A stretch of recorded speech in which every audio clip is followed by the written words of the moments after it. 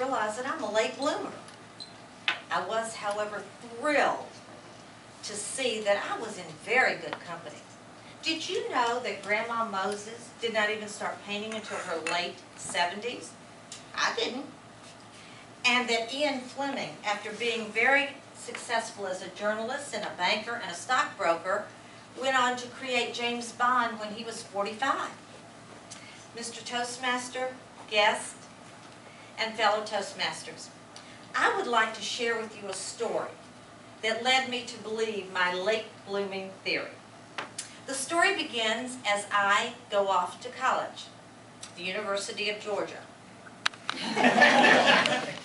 I had no aspirations for a career or went there to be able to have some academic challenge. My major was socialization. However, during the first 2 years, I found out that Georgia had a policy, and at the end of 2 years, you had to declare a major. Okay, it's my sophomore year, and I have to declare a major, and I don't know what I want to be when I grow up. I don't know what I want to do, but I've got to make this declaration. So I decided to do some scientific research, and it came out to be what I was looking for was the easiest major that would not cut into my social life, and I found that education, you didn't have to take a foreign language.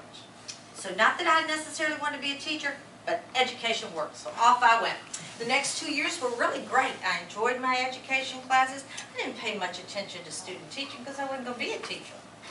I graduated, went off to Europe for the summer. It was a gift from my parents, not necessarily for the culture, but to separate me from a guy I was dating that they didn't care for. So I come back mid-August. Was just chilling, having a great time, until one Thursday night my daddy calls me downstairs. Just me, he wants. He's sitting in his green chair that he had. He's sitting back, got his pipe going, and he says, "Connie, it hurts me right here that you don't have a job." I said, "A what?" He said, "A job." "So what can I do, Daddy?" He said, "What did I send you to college for?" Heavens, I had the good sense not to say to have a good time. So he said, "Well, if you don't know what you're going to do, Monday morning you will go with me to the office. I will drop you by the perimeter park at 8 and I will pick you up at 5. During that time, you are to get a job." My forced job search came up with a job at the Sheraton Hotel, working at the front desk. I thought that'd be glamorous and exciting. However, about 2 weeks into it, I found out they're open 24 hours a day, 7 days a week. And since I'm the new kid on the block, I've got the nights and weekends. Again, cuts into the social life. So teaching is looking better by the moment. I decided on my days off that I would call all the districts in Atlanta and get myself at least an interview. I did get one at Fulton County, and I went in and I met this nice man, Mr. Caleb. And Mr. Caleb says to me, "Miss Castleberry, is there any particular reason all the other first-year teachers sent their applications in February?" "Yes, sir, it is.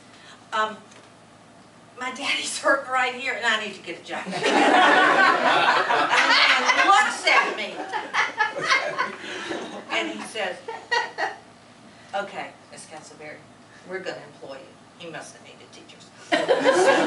Call me the next tomorrow for your assignment."